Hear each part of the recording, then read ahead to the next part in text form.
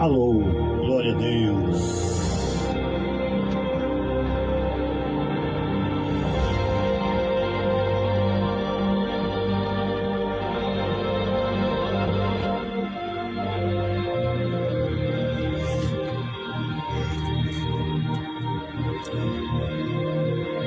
Olá, meus amados e queridos irmãos em Cristo Jesus. Quero saudar a todos com a paz do Senhor Jesus. Quem fala com você nesta manhã é o pastor Moraes Nascimento. Deus abençoe grandemente a sua vida que vai estar aqui conosco nesta live. Aqui nós vamos aprender algo muito importante. Vamos dizer assim, que muitos não ensinam, muitos não querem ensinar. Esta é uma grande verdade. Então aqui nós vamos aprender dentro da Bíblia o que é certo e o que não é certo, o que é verdade, o que é mentira, o que é verdade ou o que é falsidade. Amém? Hoje é quinta-feira, dia 16/4 de 2026. Eu quero compartilhar esta live com você. Amados, nós vamos entrar aqui num assunto sobre a Santa Ceia do Senhor. Este é o assunto que nós vamos tratar aqui nesta live. Você, em qual condições você se encontra para estar participando da ceia do Senhor? Amados, eu quero dizer algo muito importante para você. Muitos estão pegando versículo bíblico para se safar da verdade. Estão fazendo uma montagem em cima do versículo para se safar da verdade que a Bíblia diz. E as igrejas sempre lotadas, as igrejas estão sempre cheias. Por quê que estão assim, sempre cheias? Porque se acha usar a Bíblia para falar a verdade, com certeza essas igrejas não estariam cheias. Porque é muito fácil encher uma igreja. Facinho. Eu encho uma igreja rapidinho. Então aqui nós vamos aprender o que é certo e o que é errado. Está pronto para ouvir? Se você estiver pronto para ouvir, fique aqui na live. Não saia da live. Talvez o seu pastor não ensinou você. Talvez o seu pastor está querendo simplesmente o seu dízimo. O pastor está querendo simplesmente a sua oferta. E não está ensinando a você verdadeiramente o dízimo necessário. Está querendo? Simplesmente.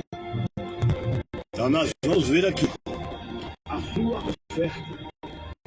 O dízimo não está.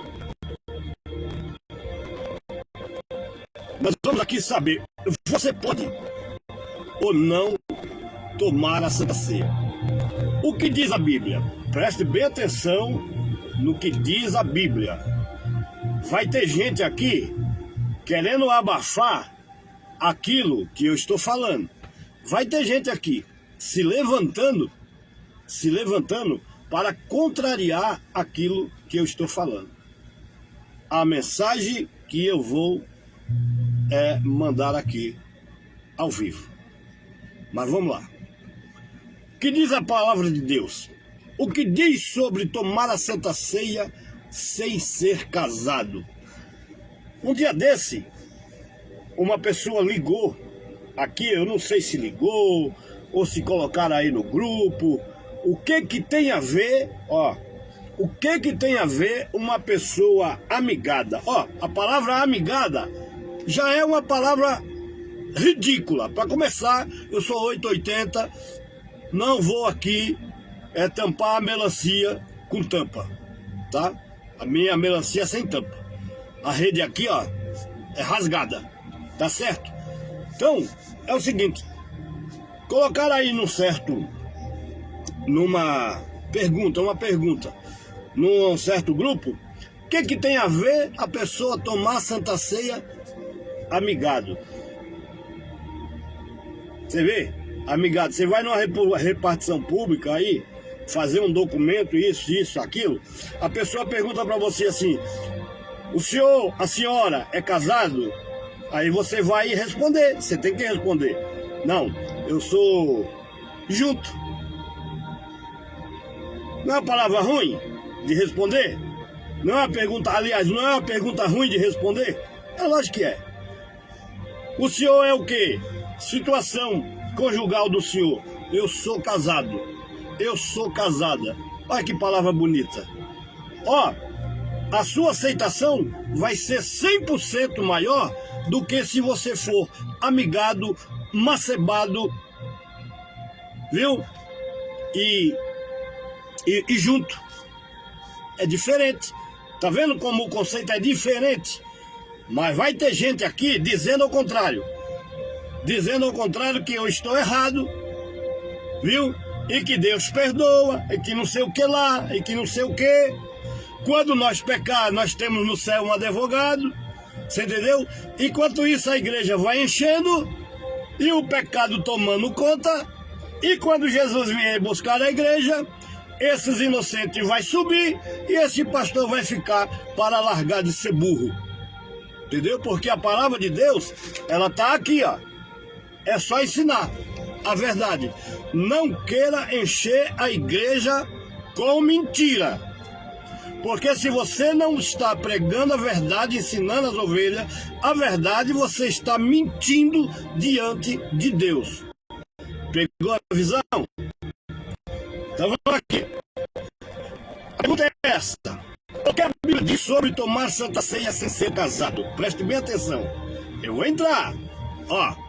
Aqui está a resposta. A participação na Santa Ceia, também chamada de Ceia do Senhor, não é restrito ao estado civil dos participantes. Tá vendo? Não é restrita. Não é restrita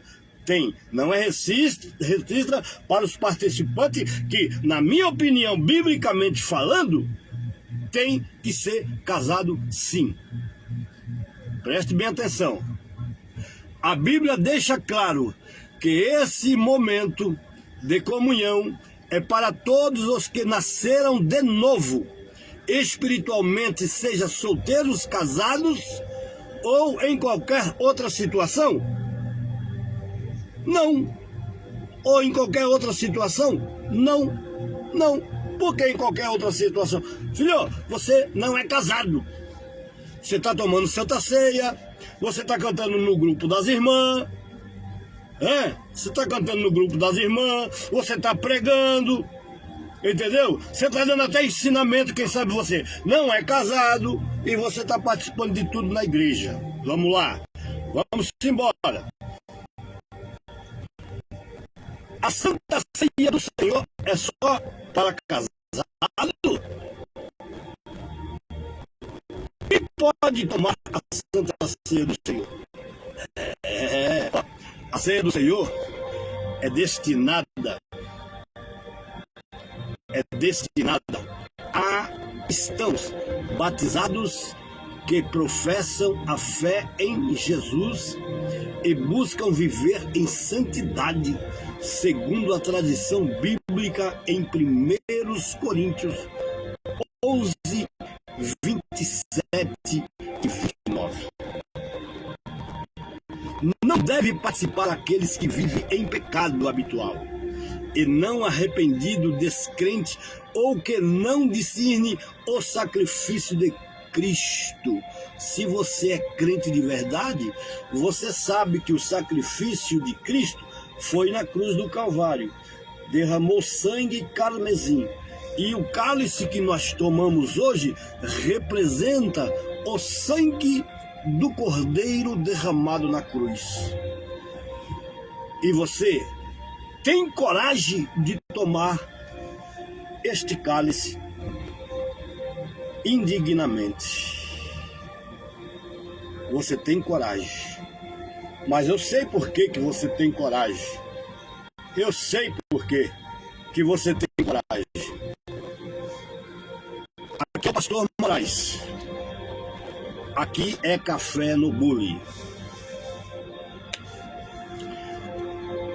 Você tem coragem porque o seu pastor não ensinou você que você não pode tomar a Santa Ceia do Senhor.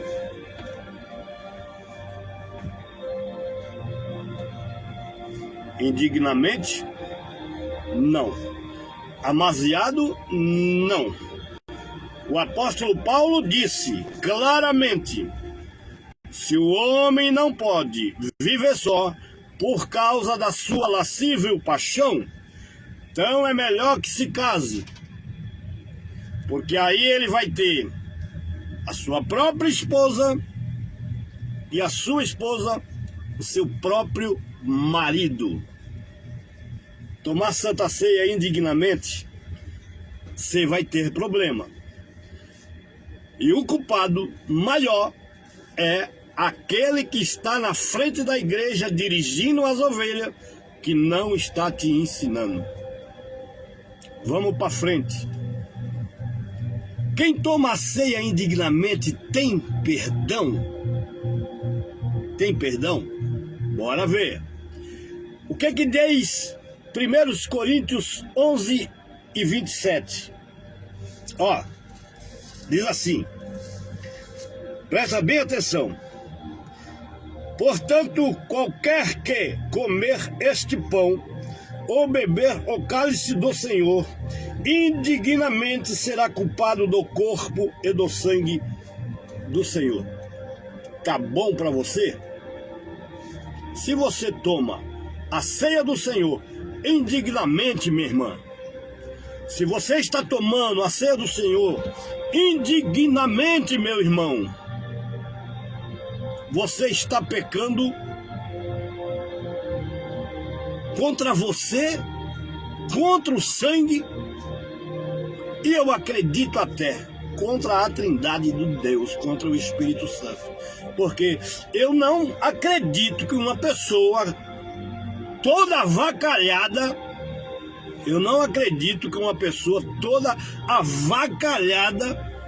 tem coragem de lançar a mão sobre a bandeja de ceia, como fez Judas quando traiu Jesus. Paulo disse: é por isso que há entre vós muitos fracos e doentes e muitos que dormem. Quando a palavra de Deus diz assim, dorme, está querendo dizer morrer na carne. Não é morrer espiritualmente, é morrer na carne mesmo. Porque com Deus não se brinca. Você está aí de calcinha apertada, mostrando as partes do corpo. Você está aí toda cheia de brinco. Você está aí com a boca toda cheia de imundícia de batom. Você está aí com seu cabelinho Chanel. Você está aí toda cheia de ruge, toda feita parecendo que passou lá no Jaça. Quando chega no dia da Santa Ceia, você aparece parecendo uma Jezabel na igreja para tomar a ceia do Senhor. Tá faltando o quê? Óleo de peroba. Tá faltando o quê, Pastor Moraes? Óleo de peroba. Óleo de peroba. Porque eu não me conformo, eu estando errado, ter coragem de ir para a igreja dizer que eu vou tomar ceia. Mas na hora do sermão é muito fácil. Na hora do sermão, da ceia, é muito simples, ó. Pega a Bíblia, pega o versículo e fala o seguinte. Todo mundo pode participar. Porque quando nós pecarmos, temos no céu um advogado. Simples assim. Não é verdade? É simples assim. Aí todo mundo pode participar da Santa Ceia do jeito que tiver. De repente o cara bebeu até uma cachaça lá na rua, antes de chegar na igreja, e vai chegar na igreja, vai tomar a sua Santa Ceia, porque esse abençoado, esse infeliz deste pastor que está dirigindo você, não ensinou a verdade. Aqui eu não aliso. Aqui eu estou pregando na internet.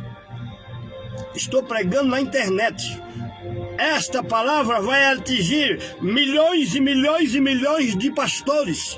Não venha você querer falar contra aquilo que eu estou dizendo, porque eu tenho o meu direito de expressão. Eu tenho o meu direito de pensar da maneira que eu quiser. Então não é você que vai me dizer o que eu devo pensar, o que está certo e o que está errado. O que eu sei que está certo é a Bíblia. Não é você.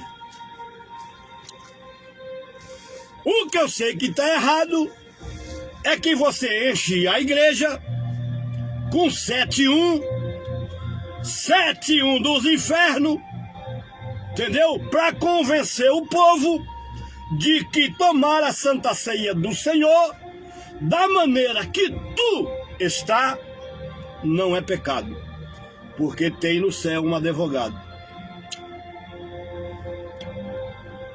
Para de enganar o povo. Para de enganar as ovelhas de Cristo. Deus não enviou o seu Filho unigênico, único, para morrer em morte de cruz, para a remissão do meu pecado e do seu pecado, à toa não. Você está brincando. Você está brincando com coisa séria. E de repente vem um câncer em você. De repente vem várias enfermidades em você. E você não entende o porquê. Tudo isso está acontecendo. É porque você tem a Bíblia na mão, mas não entra na verdade. A palavra de Deus diz que aquele que não entra pela porta é ladrão e salteador, pessoal. Você tem que entrar pela porta, porque a Bíblia é a verdade. As ovelhas obedientes, ela ouve e segue o seu pastor. Agora, se o seu pastor segue por caminhos embaraçados, não quer pregar a verdade para as ovelhas, vou fazer o quê? Mas de uma coisa é verdade. Essas ovelhas que estão fazendo isso, inocentemente, a culpa não é delas. A culpa é de você, pastor. Pastor, a pergunta é: quem consagrou você ao pastorado? Você teve um discipulado? Você teve um aprendizado? Você foi para a Bíblia aprender? Desceu à casa do oleiro, teve um preparo para hoje você dizer ou se intitular um pastor? Teve óleo sobre a sua cabeça? Ah, eu fui ordenado. Para de mentira. Para de mentir. Esse negócio de ordenado. Aí você vai olhar lá para Pedro e dizer: Pedro foi ordenado. Pedro foi chamado. Certo. Mas hoje nós temos o óleo de unção. Assim como Davi foi ungido com óleo para ser o rei de Israel, assim também nós fazemos com aqueles homens e mulheres que são chamados para fazer a obra do Senhor Jesus. É forte essa palavra. Você não vai gostar, ou quem sabe não está gostando do que você está ouvindo, mas tem mais. Tem mais. 1 Coríntios 27, 30. Alerta que participa sem reverência ou em desunião, traz juízo, doença ou fraqueza espiritual. O pecado não é imperdoável. O pecado é imperdoável. O pecado não é imperdoável. O perdão é alcançado pelo arrependimento sincero. O que é o arrependimento sincero? O arrependimento sincero, na minha opinião, é que quando a gente aprende o que é certo e o que é errado, a gente vai se policiar e no automático nós vamos se corrigir. Ah, eu não sabia que eu podia tomar a Santa Ceia amigado, amaziado, macebado. Eu não sabia.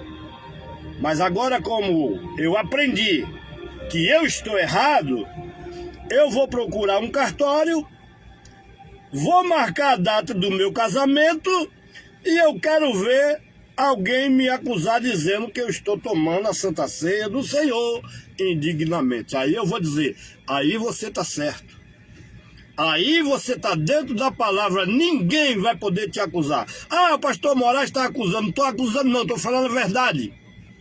Abra os seus ouvidinhos santos e ouça a verdade. Não entra nessa de quando nós pecarmos, nós temos no céu o advogado. Vai ficar sempre no pecado. A Bíblia diz: seja santo porque eu sou santo. Quando nós atingimos 100% de santidade, Deus tira desta terra, nos recolhe, para nós não se contaminar de novo com esse mundo. Entendeu, gente? Todo pecado tem perdão. Todo pecado tem perdão. Só que tem uma coisa. A maioria, eu acho que 90%, vamos falar, não entende que Jesus ama o pecador, mas se aborrece do pecado. Vai viver pecando até quando? Até quando você vai viver pecando? Aí já não é mais problema meu, é problema teu. A palavra de Deus, ela é pregada, de verdade. Então você tem que entender. Se você está errado, procura se consertar. Quais as regras para tomar a Santa Ceia? Santa Ceias tem regra. A Santa Ceia do Senhor tem regra.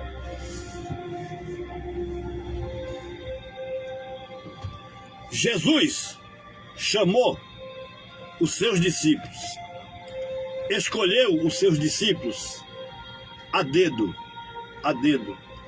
Jesus não chamou qualquer um para trilhar os caminhos de Jesus. Jesus não chamou qualquer um para ser os seus discípulos, não. Os 12 foi separado a dedo. Então Deus conhece o interior do homem. Para que o evangelho de Cristo viesse se cumprir na minha vida e na tua vida, tinha um atribulado no meio. Mas tudo isso para se cumprir a palavra de Deus. Deus sabe fazer as coisas certas. Ele não erra nunca. O nosso Deus, ele não erra nunca. Sempre vai existir um Judas Iscariote no nosso meio. Existe na política, existe na igreja, existe em todo lugar. Sempre vai existir um Judas Iscariote no meio do povo. Isso aí é de praxe. Quais são as regras, pastor?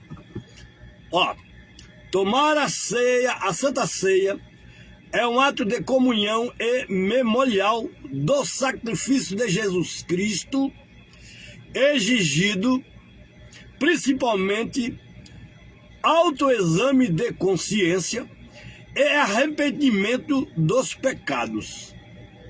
A Bíblia orienta que cada participante examine-se a si mesmo antes de comer o pão e beber o cálice, para não fazê-lo indignamente.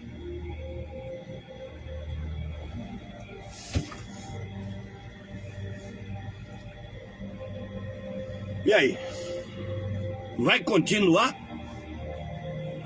Lindinha do papai, você vai continuar do jeito que você tá, parecendo a Jezabel, tomando Santa Ceia do Senhor? Você vai continuar, varão?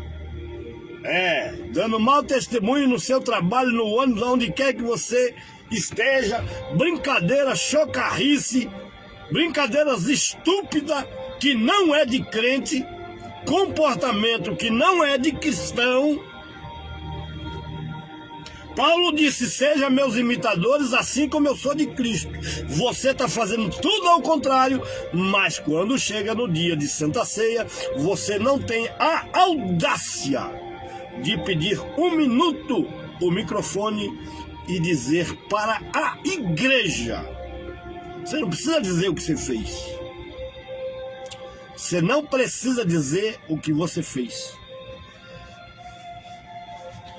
Quando Jesus chegou naquele cego, ele disse assim: o que queres que te faça? Se o cego não abrisse a boca, Jesus já sabia o que o cego queria. Se o cego não abrisse a boca, Jesus já sabia o que aquele cego queria. Pega a visão. Jesus, que eu veja. Jesus já sabia. Então o que essa palavra quer dizer? O que a minha interpretação quer dizer? Quer dizer que você tem que confessar. Você tem que abrir a sua boca e confessar. Você não precisa dizer o que você fez, porque de repente o que você fez é mais absurdo do que pode imaginar. Aí eu digo, vai haver perdão? Vai haver perdão, sim. Porque aquele que não perdoar nesta terra, nunca na vida e nem na morte, ele vai ter perdão com Jesus, com Deus, nunca mais. Se você não consegue perdoar o seu irmão, você quer perdão de Deus como? Você vai fazer como aquele homem lá, ó, entendeu? Que perdoou a dívida do credor, aí aquele credor tinha uma dívida para receber e foi cobrar o outro, entendeu? Aí ele arrumou problema para ele, porque ele teve que pagar o que ele devia e mais, muito mais ainda. Entendeu como é que é? Então não faça para o outro, teu irmão, aquilo que você não quer que faça com você. Então você tem que chegar na igreja, pedir, pastor, eu quero uma palavra, 1 minuto.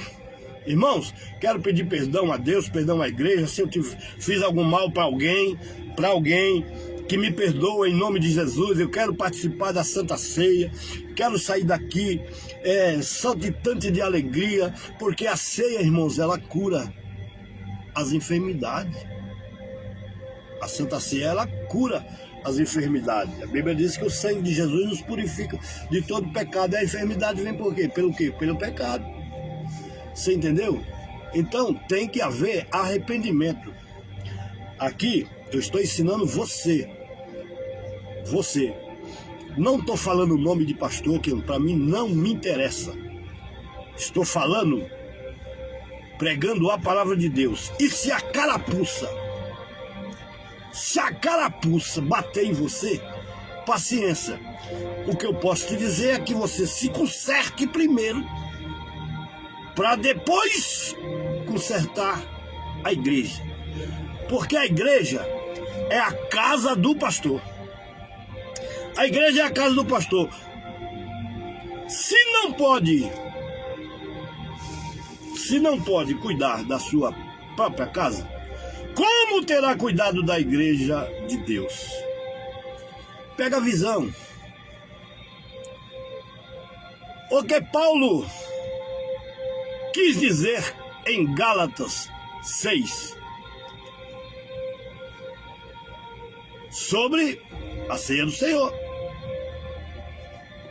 Em Gálatas 6,17, Paulo afirma: desde agora ninguém me perturbe, porque trago no meu corpo a marca do Senhor Jesus. Ele se refere a cicatrizes físicas de ações, apedrejamentos, sofrimentos sofridos por cá. O Evangelho que serve como prova definitiva de que ele pertence a Jesus Cristo, e não à lei mosaica ou circuncisão. Para entender, quem pertence a Jesus Cristo de Nazaré tem que se colocar no lugar como verdadeiro cristão.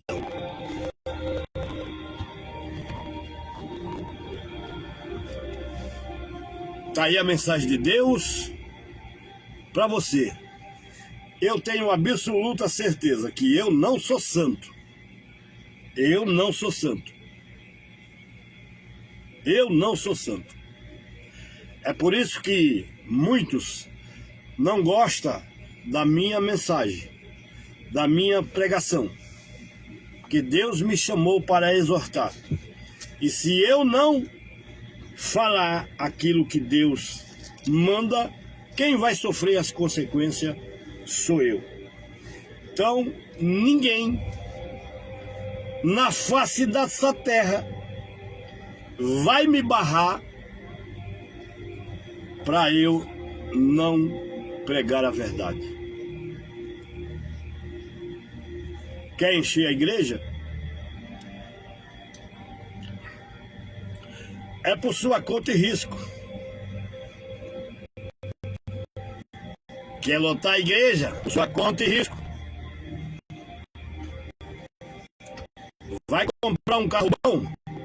O povo está de olho em você. O povo não é burro. O povo não é bobo. O povo não é besta. O povo, quero deixar isso para você, povo. O pastor tá de carrão, casona boa. A primeira coisa que você tem que observar é que ele não é funcionário de ninguém. Mas eu vou ler aqui em 1 Coríntios, eu acho que é 9, se eu não me engano. Espera aí, vou procurar aqui.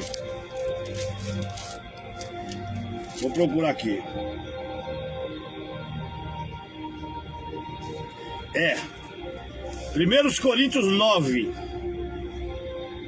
E o versículo 13 diz assim: não sabeis vós que os que administram E o que é sagrado comem do que é do templo. E os que de contínuo estão juntos ao altar participam do altar. Assim ordenou também o Senhor aos que anunciam o Evangelho que vivam do Evangelho. Viver uma vida bacana do Evangelho é válido. Isto é válido para mim e para você, pastor. Não é nenhum pecado você usar o dinheiro da igreja para sobreviver. Está aqui, em 1 Coríntios, aqui ó. Tá marcadinho aqui ó. Tá vendo aí? Em amarelo, cor de abóbora, sei lá. Aqueles que vivem do altar tiram o seu sustento. Então, não é nenhum pecado o pastor viver da igreja. Não é nenhum pecado, viu? Alguns começam a descer o cacete. E eu defendo o pastor. Eu defendo o pastor quando eles não têm nenhum emprego fora da igreja. Aliás, a igreja não é emprego.